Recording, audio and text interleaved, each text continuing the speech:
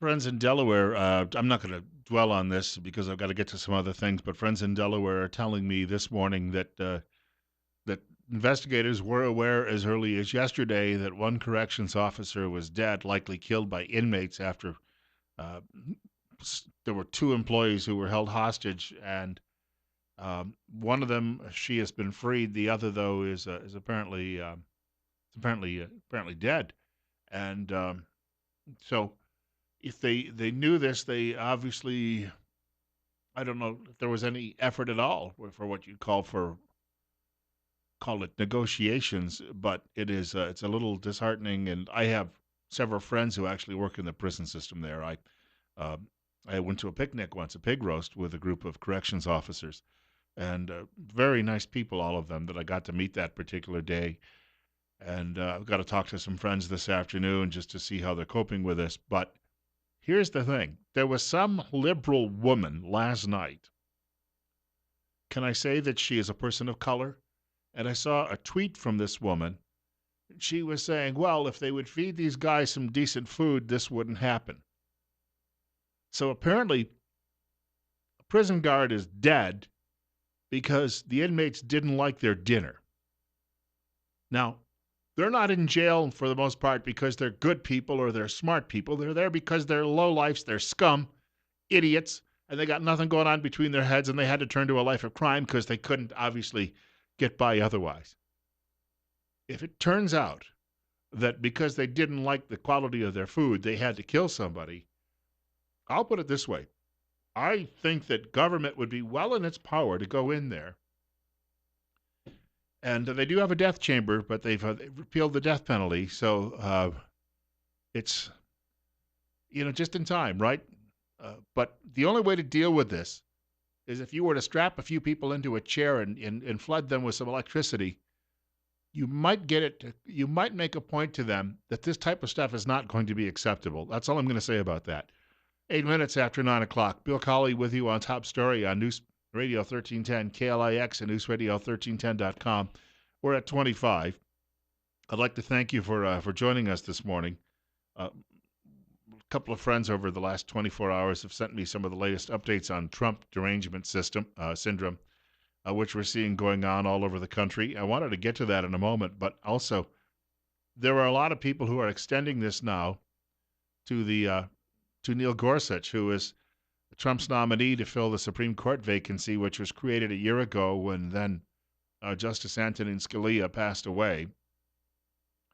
And the fact of the matter is, they're going to have a difficult time getting in his way because he was praised when he was named to the federal bench 10 years ago by a lot of the same people who are going to try to block his nomination now, or his appointment now.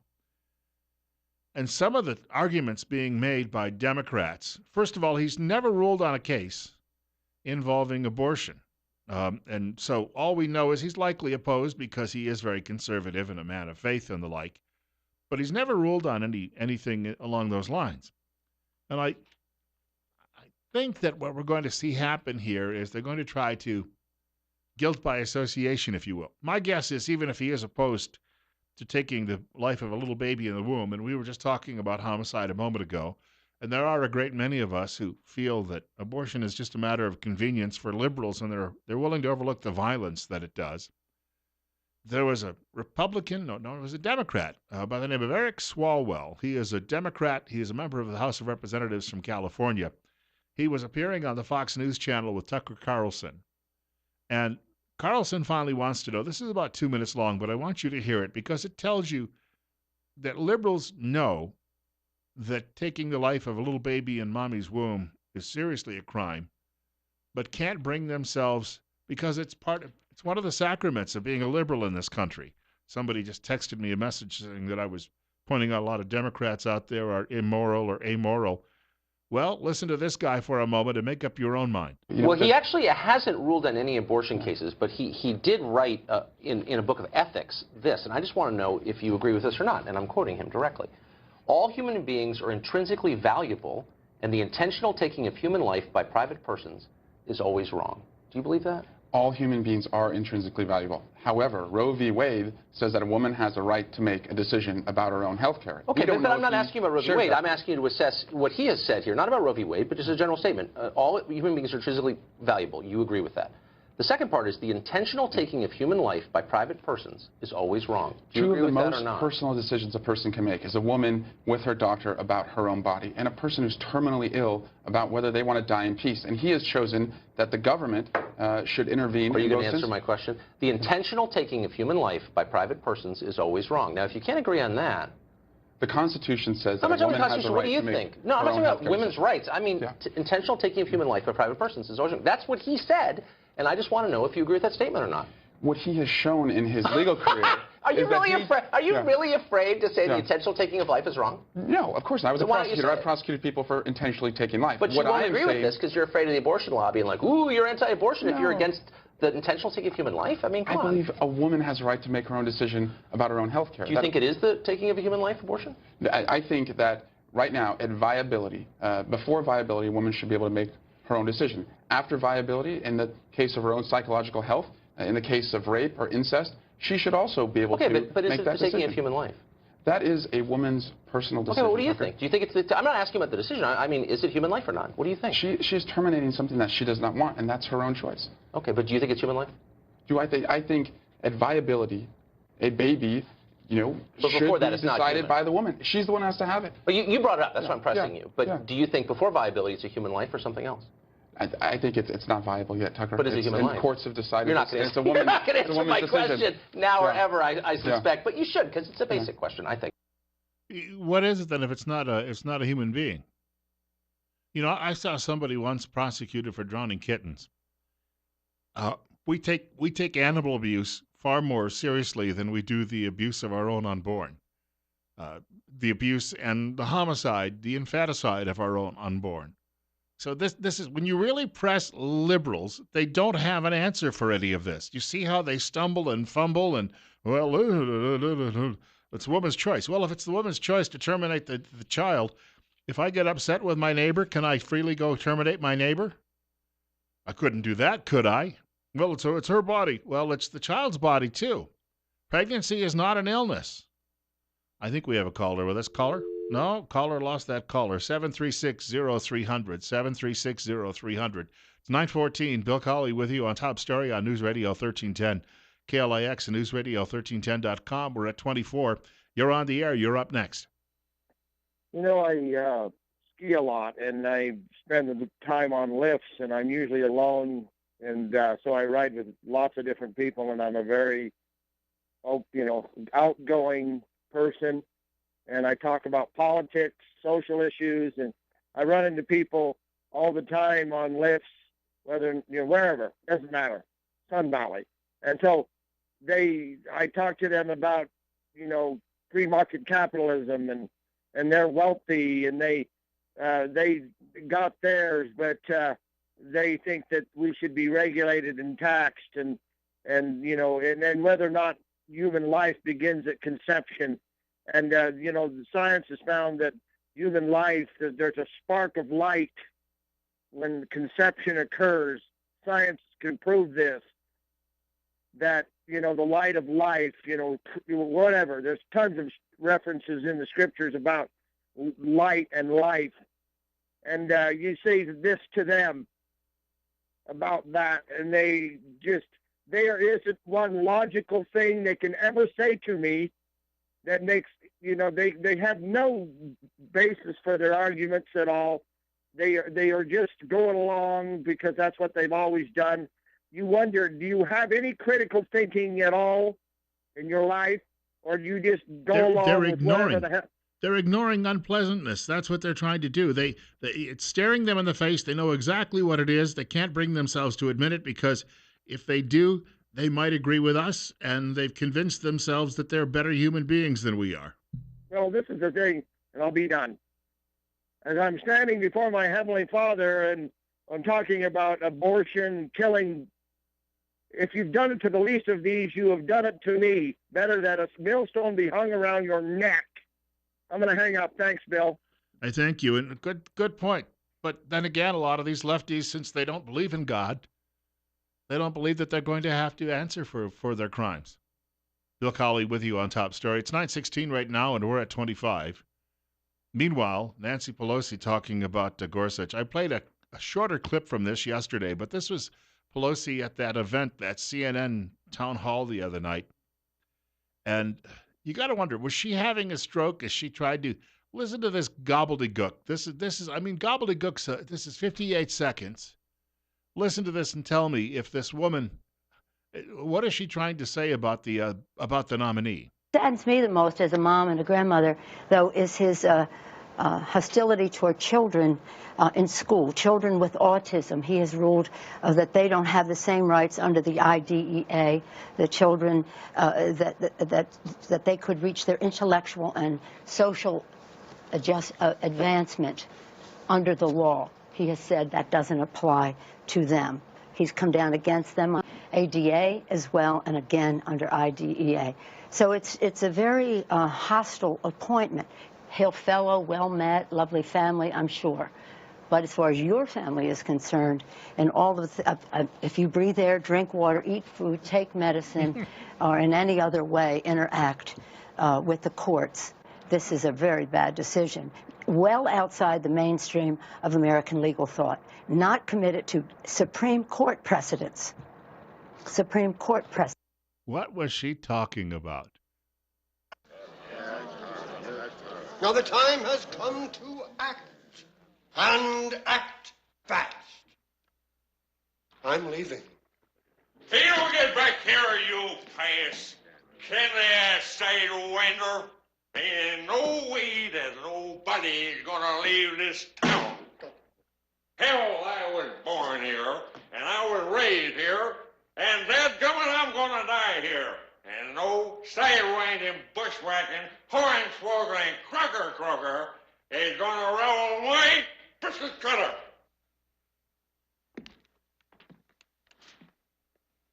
Now, who can argue with that? Reverend. I think we're all indebted to Gabby Johnson for clearly stating what needed to be said. I'm particularly glad that these lovely children were here today to hear that speech. Not only was it authentic frontier gibberish, it expressed a courage little seen in this day and age. She says he hates kids and, he hates my grandchildren and my children. Well, she supports infanticide. She must hate children herself. But the gobbledygook coming out of her mouth, and she's IDEA and ADA and just throwing these acronyms around and making all of these accusations. Anderson Cooper, who's supposedly CNN's big news star, just sat there. That's where you got to say, what the heck are you talking about? What is an IDEA? Get to the bottom of this, because they're throwing all of these things around and trying to spin this.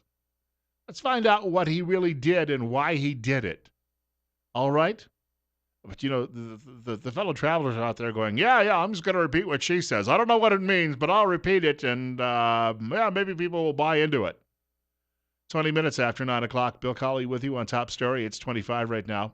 Short break coming up. We've got more of the program. I wanted to talk a little bit about Trump derangement syndrome, if I could, as well, before we wrap up the show today. I wanted to mention as well, if I can, I think I have another clip that reminds me a little bit of Pelosi's remarks. And instead of authentic frontier gibberish, I call it authentic liberal gibberish. Comes from the Occupy demonstration, which we remember from a few years ago, which looks a lot like what happened at Berkeley last night. Bill Colley with you on Top Story on News Radio 1310, KLIX, and NewsRadio1310.com. I also wanted to tell you about some weight loss this morning. As I mentioned the last couple of weeks, I'm down 60 pounds since the end of September. Why am I down 60 pounds? It's the success of something called the Total Body Transformation System, which has been a diet that I have been partaking in, and some of my friends now are involved with it, and they're losing weight, and they're losing weight in a healthy manner, and they're stunned by how quickly they're losing weight.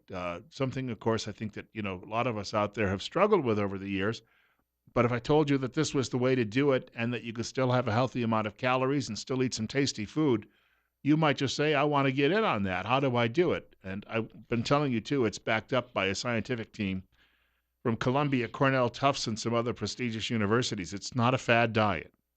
It's scientifically proven to burn 6 times more fat and lose 8 times more weight than normal results from diet and exercise alone. It's a meal replacement plan, and it's healthier than many of the meals that you'll be replacing. And I do want to point out as well, people ask about cost, about the same as buying those meals you're replacing. So, not any big out-of-pocket expense. The average participant drops 22 pounds and loses 4 inches off their waist in just 60 days. And we do want to mention it's all natural and scientifically validated ingredients. They result in appetite control, increased metabolic fat burning, and a healthy natural boost of energy. Backed up with an unconditional full money-back guarantee. If you'd like to know more, call Marketing Executive Don Chandler. He's at 208-731-3560. Don is right here in Twin Falls. That's Don Chandler at 731-3560. So I'm listening to the liberals out there, and they have just gone to the point where there doesn't seem to be any, how shall we put it, reason left with them anymore.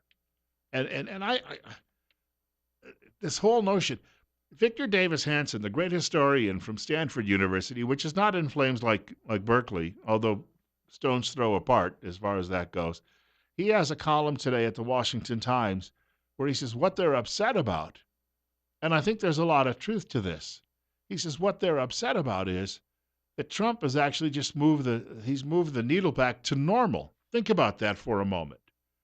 Because Barack Obama campaigned in 2008. People were looking for a change because the economy was in meltdown. And as I said yesterday, they punished the party that is holding the presidency at the time. So they punished Republicans. It didn't mean they wanted a wholesale change in the approach of government, overregulation. It didn't mean that at all. What it meant was they were hoping someone would stabilize things. And the economy stabilized primarily because of cheap energy, which he did nothing, by the way, to promote. That came about on its own. And that's what kept the economy going for the last several years. Otherwise, we would have been in depression. So here comes Donald Trump. And Donald Trump, let's be honest, is he a conservative?